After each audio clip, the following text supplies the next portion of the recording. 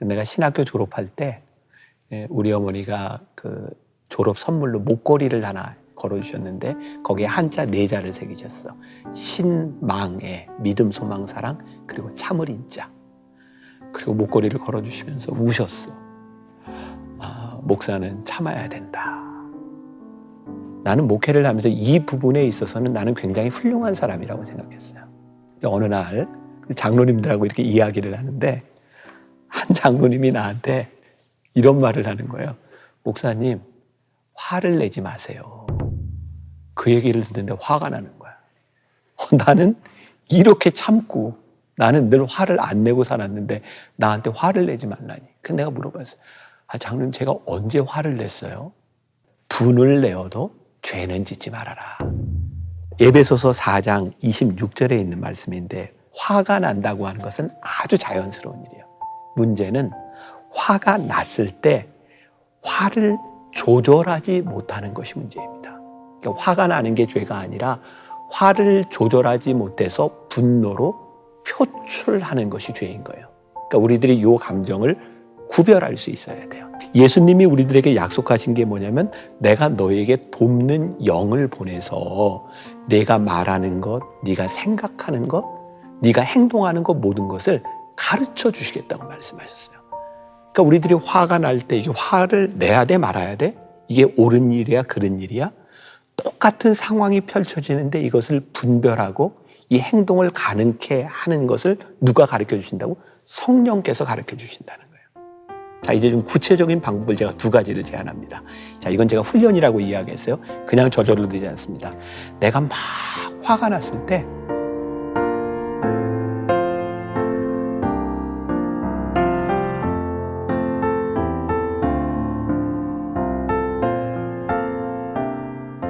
그냥 우리 주변에 분노가 가득해요. 특히 코로나 이 상황 가운데서 모두가 분노하고 있어요. 근데 그 중에 제일 큰 감정 중에 하나, 분노를 일으키는 감정 중에 하나가 불공정하다는 거예요. 그러니까 이 사람에 비해서 나는 손해보고 있다. 그게 굉장히 우리를 분노하게 하는 부분 중에 하나죠. 근데 분노하고 나서 즐거워하는 사람은 아무도 없어요. 되게 화를 내고 후회를 하죠. 그러면 이 분노라고 하는 것은 우리들이 분명히 이겨야 되는 그런 감정에 대한 부분이고, 성경적으로 보면 이 분노를 이렇게 죄라고까지, 치명적인 죄라고까지 이야기하고 있는데 이것을 어떻게 이길 수 있을까? 하는 것은 요즘 살고 있는 우리들의 굉장히 중요한 부분이겠죠. 분노를 이겨야 되는 이유를 먼저 찾기 전에 분노하는 것이 우리들의 삶에 얼마나 큰 손해인가를 생각해 보는 것도 좋겠다. 저는 목회를 하는 사람이죠. 목사. 교인들은 어떤 목회자의 모습에 가장 실망할까? 저 개인적인 생각인데, 물론 이렇게 윤리적으로 범죄를 짓는 그런 경우를 제외하고 어떤 모습일까 생각해 보면 화를 내는 목사의 모습을 본다면 교인들이 참 힘들어할 것 같다. 그래서 내가 이제 목회자 쌤이나 젊은 목회자들에게 가면 그런 얘기를 많이 해요. 목회자가 화를 내는 순간 목회자는 다 잃어버린다. 지금까지 잘해왔던 그 모든 일들이 화를 내는 순간 다 잃어버린다. 그래서 화를 내지 않는 건 굉장히 중요한 일이고 목회를 승리할 수 있는 길이다. 근데 이것은 목회의 영역에만 해당되는 것이 아니라 일반 사람들에게도 다 해당되는 일일 것 같아요. 나는 목사의 아들로 태어났거든요. 그래서 어렸을 때부터 우리 어머니가 참아야 된다, 참아야 된다 이런 얘기를 많이 하셨어요. 내가 신학교 졸업할 때 우리 어머니가 그 졸업 선물로 목걸이를 하나 해가지고 오셔서 금목걸이를 걸어주셨는데 거기에 한자 4자를 새기셨어. 신망에 믿음, 소망, 사랑, 그리고 참을 인자. 그리고 목걸이를 걸어주시면서 우셨어. 목사는 참아야 된다. 나는 참는 게 굉장히 잘 훈련된 사람이라고 생각하고 나는 잘 참는다고 생각했어요. 그리고 내가 나를 주체하지 못해서 화를 낸다? 난 이런 일이 거의 기억이 없어요. 그러니까 굉장한 사람이죠. 그죠? 그리고 화를 내도 전략적으로 화를 내요. 그러니까 내 분노를 참지 못해서 화를 내는 게 아니라 이건 내가 화를 좀 낼 타이밍이야. 그래서 내가 생각을 하고 계획적으로 화를 내요. 그러니까 누구를 혼낼 때도 내 감정 때문이 아니라 대부분의 경우는, 다는 아니지만 계획적이고 전략적으로 화를 내요. 그래서 나는 목회를 하면서 이 부분에 있어서는 나는 굉장히 훌륭한 사람이라고 생각했어요. 어느 날 반전이에요, 지금. 장로님들하고 이렇게 이야기를 하는데 한 장로님이 나한테 이런 말을 하는 거예요. 목사님, 화를 내지 마세요. 그 얘기를 듣는데 화가 나는 거야. 나는 이렇게 참고 나는 늘 화를 안 내고 살았는데 나한테 화를 내지 말라니. 그래서 내가 물어봤어요. 장로님, 제가 언제 화를 냈어요? 그랬더니 나한테 그런 얘기를 해요. 목사님은 화를 안 내는데요, 얼굴에 다 써 있어요. 나는 화를 내지 않았다고 생각했는데 내 분노의 감정이 얼굴에 나타나는 거예요. 그때 내가 그냥 웃으면서 이런 얘기를 했던 것 같아요. 그게 제 한계입니다. 저는 제 얼굴 모습까지 이렇게 표현하지 않을 정도로 그렇게 훌륭한 인격을 가지고 있는 사람이 아닙니다. 그러나 참고 삽니다. 이게 어떤 분들에게는 또 위로가 될 수도 있고, 어떤 분들에게는 어떻게 그럴 수 있느냐라는 이야기가 될 수도 있을 것 같아요. 자, 이제 분노에 대한 감정의 이야기로 다시 들어와 봅니다. 아까 우리들이 왜 화가 나는가 이런 이야기를 하면서 이 코로나 시대에 모두가 화가 난다라고 이야기를 했는데, 우리를 분노하게 하는 것이 내가 손해보고 있다고 생각한다는 거죠. 근데 내가 손해보고 있다고 하는 이 감정은 어떤 감정에서 유래하는 것일까요? 나는 지극히 자기중심적인 이기적인 생각에서부터 이런 감정이 오는 거라고 생각하거든요. 이게 분노의 감정이라고 하는 것은 굉장히 깊이 들어가 보면 굉장히 이기적이고 자기중심적이에요. 그래서 심리학자들이 이야기하는 분노를 이렇게 정의를 하죠. 내가 불공평한 대우를 받았다고 느꼈을 때 내 속에서 일어나는 정서적인 반응. 자, 여기 굉장히 중요해요. 나 중심적이기는 하지만 이게 정서적인 반응이라는 거예요. 그러니까 우리가 화를 낸다고 하는 것, 화가 난다고 하는 것은 정서적인 반응이고, 이게 내추럴한 인간의 성정을 가지고 있는 사람들에게 화가 난다고 하는 것은 아주 자연스러운 일이에요. 그러니까 제가 여러분들에게 위로를 드리자면, 여러분은 화가 나십니까? 괜찮습니다. 그것은 굉장히 정서적인 반응입니다. 문제는 화가 났을 때 화를 조절하지 못하는 것이 문제입니다. 그러니까 화가 나는 게 죄가 아니라 화를 조절하지 못해서 분노로 표출하는 것이 죄인 거예요. 그러니까 우리들이 이 감정을 구별할 수 있어야 돼요. 그러니까 화가 나는 것과 화를 제어하지 못하는 것. 성경에는요, 참 좋은 말씀이 많이 있는데 그 중에 하나가 에베소서 4장 26절에 있는 말씀인데, 분을 내어도 죄를 짓지 말며 해가 지도록 분을 품지 말고. 에베소서 이 말씀, 사도 바울이 에베소서에 있는 교인들에게 보낸 편지거든요. 사도가 교인에게. 근데 뭐를 전제하고 있어요? 화가 나도. 그러니까 그 위대한 사도에게 있어서도, 초대교회 공동체에 있어서도 화가 나는 것이 문제는 아닌 거예요. 뭐라고 얘기했냐면, 분을 내어도 죄는 짓지 말아라. 아주 오래된 창세기 4장 7절에도 이런 말씀이 있어요. 내가 선을 행하면 어찌 낯을 들지 못하겠느냐. 선을 행하지 아니하면 죄가 문 앞에 엎드려 있느니라. 죄가 너를 원하나 너는 죄를 다스릴지니라. 이게 무슨 말이에요? 죄는 우리 주변에 언제나 존재하는 거예요. 문제는 우리들이 죄를 다스리지 못하는 거죠.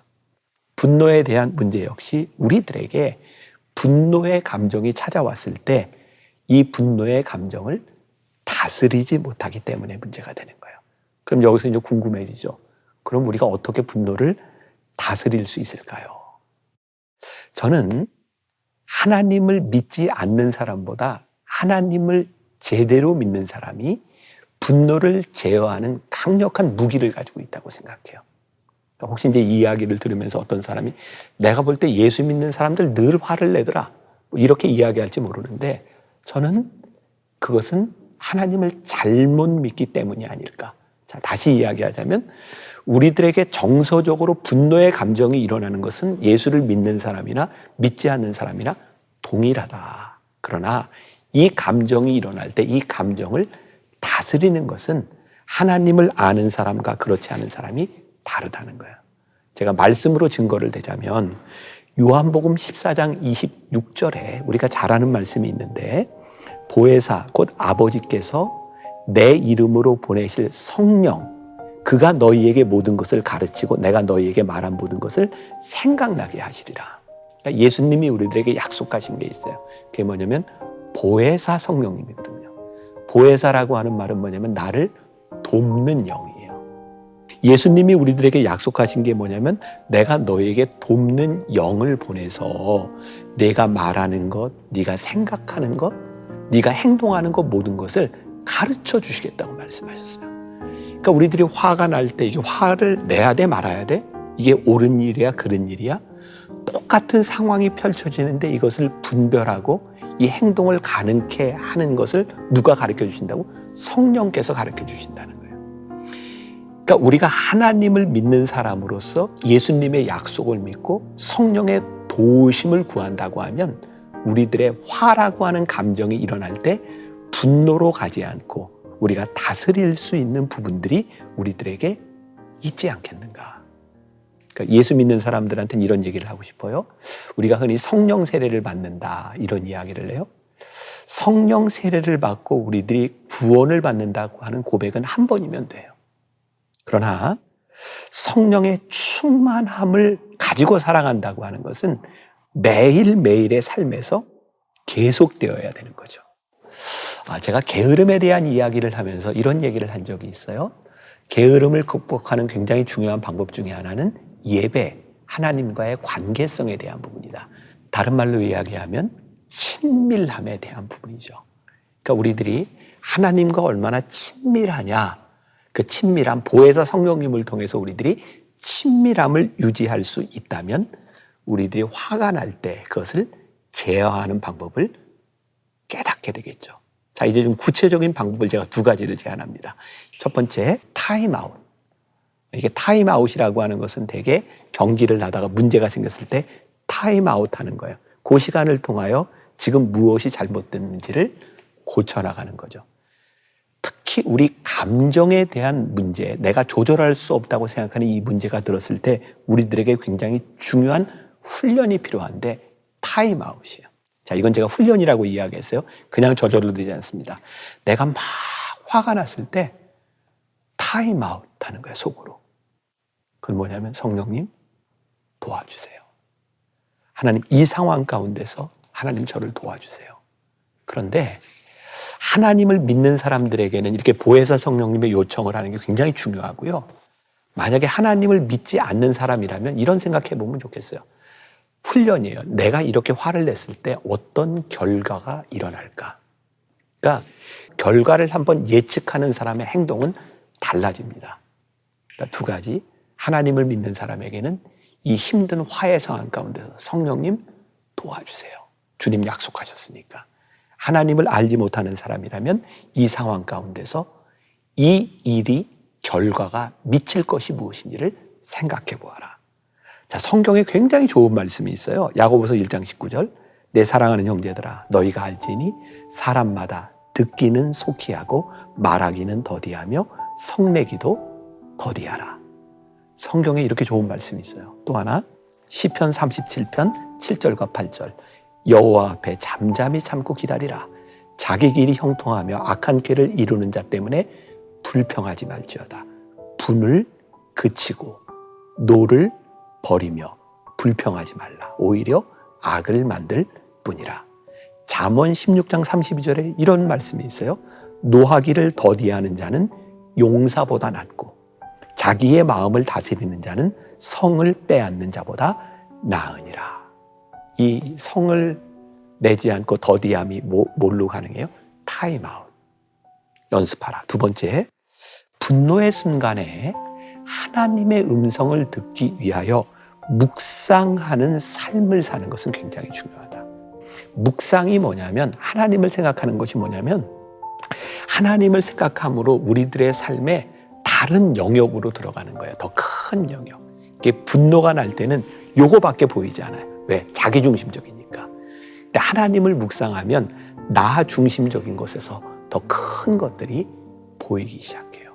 그러니까 우리 믿는 사람들에게 하나님을 묵상하는 습관을 가지는 것.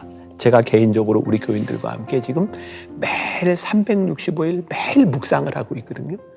제가 지금 이게 몇 개월째 하면서 깨닫게 되는 게 너무 좋다. 왜? 교인들이 매일 동일한 말씀들을 함께 나누면서 우리들이 동일한 스피릿을 가진 공동체가 되어가고 있구나.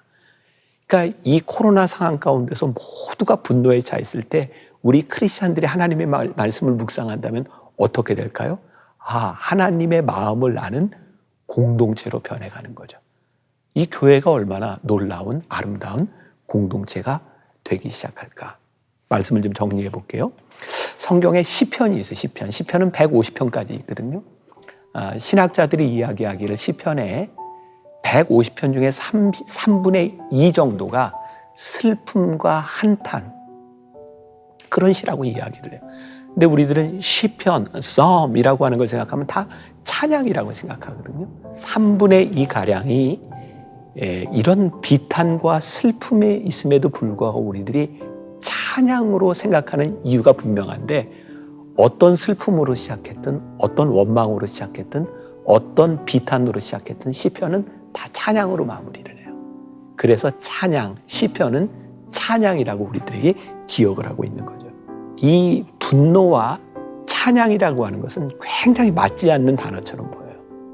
그런데 하나님의 사람은 분노 가운데서 찬양할 수 있는 단계로 나아가는 거예요. 그게 묵상과 타임아웃을 통해서 가능하죠. 한 번은 우리 교회에 굉장히 당황스러운 일이 있었어요. 우리 교회 이제 목회자 중에 하나가 설교를 하는데 내 비밀을 얘기한 거예요.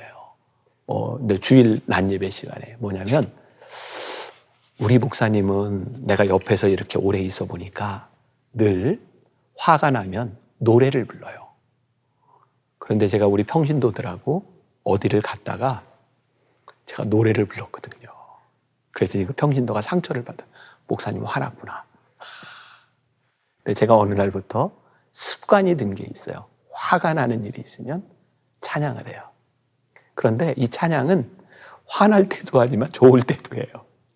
그래서 이게 이제 우리 그 부목사가 그 설교하는 바람에 제가 다시 예배 시간에 얘기했잖아요. 여러분, 저는 화날 때만 찬양하는 게 아니라 기쁠 때도 찬양합니다. 근데 저는 저에게 굉장히 좋은 습관이라고 생각합니다. 화가 나면 찬양을 해요. 여러분들의 분노를 다스리는 방법, 타임아웃, 그리고 하나님의 말씀을 묵상하며, 화가 나는 것은 자연스러운 감정이지만 자연스러운 감정으로 죄를 짓지 않도록 분을 다스릴 수 있으면 좋겠습니다.